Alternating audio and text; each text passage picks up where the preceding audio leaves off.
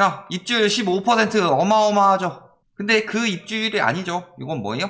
단계별 입주. 7,976가구 중 1,219가구가 입주를 한다. 그래서 15% 입주율을 보인다. 그러니까 이거를 굉장히 사람들 헷갈리게 써놓는데 중도금 대출 중단 때문에 입주율이 15% 막혔다 이런 얘기가 아니라 검단 1단계 입주 중에서 15%가 현재 입주 아파트로 들어왔다 이런 상황이죠. 그런데 뭐가 막혔어요? 검단은 예전에 분양해서 중도금 대출 중단이 아니라 중도금 끝나고 잔금 대출이 나와야 되는데 잔금 대출이 중단됐다. 아직도 그렇게 될 거라고 분양하고서 5억짜리 분양을 받았다. 중도금 60% 받으면 3억 정도 나오죠. 그 중에서 한 1억 정도, 한 1, 20%를 계약금으로 넣고서 이 금액으로 들어갔다가 나중에 입주 때 집값이 10억으로 올랐다. 그러면은 40% 대출하면 4억까지 나오니까 내 1억으로도 이 집에 입주가 가능하네. 이런 생각으로 지금도 분양 받으시는 분들이 있습니다. 불가하죠. 첫째, 집값이 이렇게 올라서 가능해진다 치더라도 지금 잔금 대출이 막히고 있고, 두 번째로 4억을 받으려면은 DSR을 맞춰야 된다. 10억으로 오르더라도 DSR 딸리신 분들은 이걸로 대출 이만큼 못 받습니다. 근데 문제는 뭐예요?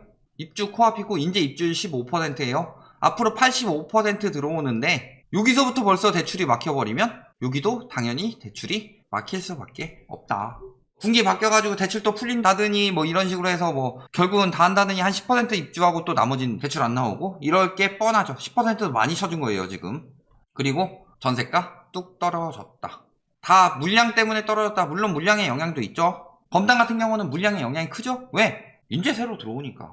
그런데 다른 지역들 봐봐요. 지금 전세 가격 지수는 계속 오르는 것처럼 나오고 있는데 그거 지수상의 문제이고 전반적으로 전세가 이렇게 되고 있죠. 매매가도 마찬가지고. 특별한 사건이 터지지 않는 이상은 보통 이렇게 된다. 이렇게 될 수 있는 특별한 사건은 크게 두 가지 나눌 수 있습니다. 금리 인하 아니면 대출 증가. 예를 들어서 2020년부터 시작된 상승장. 요거는 금리 인하 때문이었죠. 코로나로 인한 금리 인하.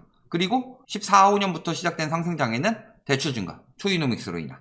이런 것들이 이렇게 만들 수 있는 영향이다. 그런데 지금은 어때요? 매매든 전세든 마찬가지예요. 전세 대출 중단하고 있죠. 그 다음에 전세 자금 대출 금리도 올라가고 있죠. 시중금리도. 거기다 매물까지 쏟아져요. 200개가 넘는데 앞으로 계속 입주되면 계속 나올 거예요. 올해부터 23년까지 2만 가구 이상 입주한다. 답은 나왔죠. 전세가 계속 떨어지게 되면 어떡할까요? 저거 대출도 안 나와, 전세도 안 잡혀. 그럼 뭐 해야 돼요?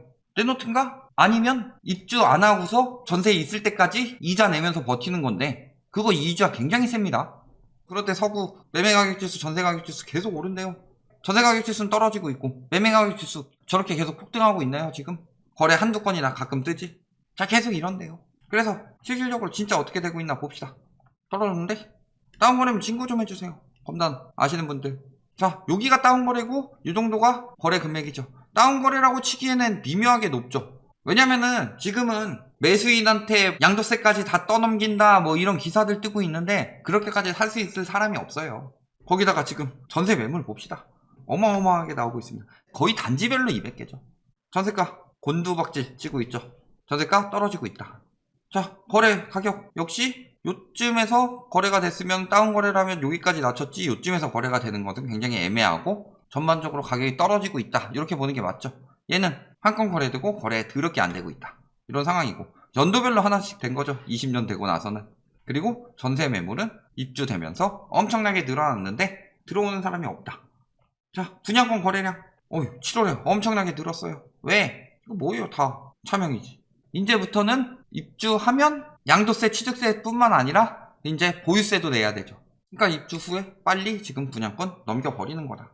매매 거래량은 9월 지금 신고는 거의 안 됐겠죠. 2건인데 전반적으로 약속이 6월 때 줄고 지금 늘어났다. 외부로 번지고 있죠. 인천 쪽에 많이 그렇게 하고 있습니다. 거래량은 늘어났다고 칩시다. 거래량이 늘어나면 뭐예요? 입주량이 엄청나게 많은데 저런 데나 거래량이 늘어나고 있다. 속여서 팔고 있는 거죠. 그러면서 외부 쪽으로 번져가고 있죠. 중심부 거래량 줄어들고 외부 쪽으로 거래량이 번져가고 있다는 거 무슨 소리예요? 중심부 살 여력이 안 된다. 그렇다면 외부도 내가 살 때까지는 오른다 칩시다. 내가 비싸게 팔려고 보면 살 사람이 없다는 거죠. 왜? 지금도 여력 없어서 여기 밀려가지고 여력 되는 대로 산 건데 이거보다 더 비싸게 사줄 사람이 어디서 와요? 가격 계속 오른다는데 이러고 있어요 지금. 얘는 여기까지 올랐죠? 요거는 취득세, 양도세 문제가 있죠? 누가 봐도 공시가격 1억을 넘는 정도. 이 정도면 공시가격 1억 가능성이 있죠. 넘는 경우는 멈추고 있다. 전세가 어때요? 전세가도 폭등 계속 할 것처럼 이야기하지만 한 번 오르고 그 다음에 박스권이죠. 이거 역시도 금리 인상되면 영향 받을 거고, 여기는 떨어진 전세가 나왔다. 앞으로 더 떨어질 거고. 상승폭 어때요? 꺾이고 있죠. 마전동, 원당동, 여기는 멈췄고. 다 그렇게 보이고 있죠. 이런 거래들이 특수거래지. 이런 거래들이 들었다 놨다 하지만 이 정도로 되고 있죠. 이 정도, 요만큼 오르고 멈췄다. 여기서도 한 이 정도로 보시는 게 맞겠죠. 그리고 더 떨어질 가능성이 높아지고 있다. 왜? 15년, 18년, 17년 차이에요. 인근에 새 아파트 쏟아지는데 싸게라도 나올 텐데. 매물, 전세가 엄청나게 늘어났죠. 최근에 조금 줄었는데 월세 마찬가지고, 매매는 오히려 최근에 좀 늘었죠. 전세 내놓다가 안 되니까 매매로 팔고 있는 거 아니에요? 매매 매물 얼마나 늘었어요? 한 220개 정도. 전세 매물은 50개 줄었네요. 전세 매물 뭐 일부 나갔다고도 볼 수 있고, 매매로 전환했다고도 볼 수 있죠. 동시에 내놨을 수도 있고, 안 되겠다 싶으니까. 그런데 대충 지었죠. 지금도 뜨고 있습니다. 벌레 사채 막 나오고, 개판으로 짓고 있어요. 저런 식으로 짓는데도 다 비싸게 사주고 있고. 그리고 저런 주택에 지금 들어가고 싶어요? 전세가 엄청나게 높여서 받을 수 있을까요? 짓기 전이야 모르죠. 선분양이니까. 선분양 저런 식으로 해가지고 건설사들 엄청 남겨 쳐먹죠. 개판으로 지어놓고서. 가구 같은 경우는 어때요?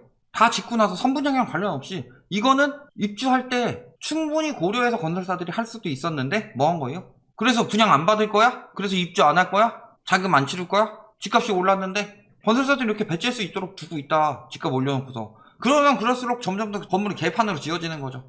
건설사들만 논하고 있는 거예요. 투기꾼이니 실수연이 영끌이니 요거 가지고 티격태격 싸우면서 평 가르면은, 그 평 가른 와중에 누군가가 이익을 취하죠. 그 이익을 취하는 게 건설사다. 저렇게. 거기다가 공사 멈추나 이런 이야기 나오고 있죠. 행정처분 들어갔다고 합니다. 그러면은 또 뭐라고 할까요? 공급 부족이라 집값이 오른다고 할까요? 그래서 입주 안 할 거예요. 저거 없더라도 공급은 엄청나게 많죠. 문화재와 소송 좀 벌이고 있대요. 개선책 제출해라. 저것만 계산할 게 아니라 공사는 똑바로 짓든가. 무기한 공사 중지 행정처분 저거 받으신 분들 기다리셔야 되겠죠. 굉장히 오랫동안 수요가 빠지는 겁니다. 아파트 용지 수주전 공정성 논란 지금 개판으로 당하고 있다. 자, 뭐 하고 있어요? 법인 명의만 다를 뿐 가족회사로 공모조건. LH만 난리치지 말고 저런 것도 좀 난리를 쳐요. LH는 정부랑 연관되어 있으니까 이악 물고 까고, 건설사들 저짓거리 하는 거는 다 그냥 보고 있죠. 왜? 그러든 말든 어차피 어디서 입찰 받든 간에 내 집값만 오르면 땡이지. 그런데 정부에서는 규제정책 쓰니까 그게 내 집값 오르는데 팔아도 차익이 안 남으니까 LH 묶어가지고 정권심판 이야기하고 있고, 투기꾼이나 작자들이 저러고 있다. 저들이 저런 식으로 해서 법인이 여러 개 들어와가지고 분양가 올라가는 거예요. 그러니까 분양가 올라가서 집값 올라가니까 신나죠? 그만큼 거품 꺼져봐라. 얼마나 작살나나. 분양 앞으로도 많습니다. 얼마예요? 총 483, 822, 948, 1049, 1813, 1498, 6, 7천 가구 나오죠. 인천이 공급 부족이 아니죠. 공급 부족 때문에 집값 오른다면 인천은 이미 떨어져야 됩니다. 자, 공급은 이 정도. 공급보다 더 무서운 건 입주 폭탄이죠. 6,500 남았고, 내년에 18,000세대 가까이 들어옵니다. 그리고 23년에 8,300. 그리고 내년에 18,000세대 가까이 들어오는 것 중에 검담만 11,000세대 가까이 된다. 입주 폭탄입니다. 왜 계속 오른다고 하죠? 거기다가 누구나 집 6,000호 공급이랍니다. 수요 많이 빠지겠죠. 결론, 일단은 입주가 많아요. 요거에 대해서 경고는 굉장히 여러 번 했습니다. 그리고 입주가 많은데 그 전에 뭐였어요? 미분양 관리 지역이었죠. 그런데 미분양 관리 지역이 왜 사라졌냐? 투기 수요가 들어갔죠. 계속 오른다는 얘기로. 그렇다면 이만큼 다 뭘로 나온다는 거예요? 전세 매물이 나온다는 거다. 즉 공급 엄청나게 많은데 실수요가 적다는 거죠. 그러면 당연히 전세가는 떨어질 수밖에 없습니다. 전세가 하락이 뭐다? 투기 수요 몰락이다. 당연히 앞으로 매매, 전세 매물은 점점 더 늘어날 수밖에 없다. 아직 매매 매물 못 내놓고 있을 뿐이에요. 왜? 전문가라는 분들이 계속 오른다고 하니까. 홍남기 부총리가 전문가의 95%가 고점이라고 얘기했다고 해도 언론에서는 오른다는 전문가들만 귀신같이 찾아내서 이야기를 하니까 전세 내놓고 버텨보자. 근데 전세가 안 들어오면 어떻게 버틸 건데요? 주담대가 나와요? 잔금 대출이 나와요? 끝나는 건 금방이다. 그리고 저기 한 군데가 저렇게 되면은 저기만 저렇게 되느냐? 풍선 효과라면서요. 여태까지 터질 수밖에 없죠. 주변에서 많이 떨어지면은 정주 요건 대비 가격이 너무 높다 싶은 데서 올 거고, 외곽 지역은 점점 더 파산으로 가는 길이다. 여기까지 말씀드리겠습니다.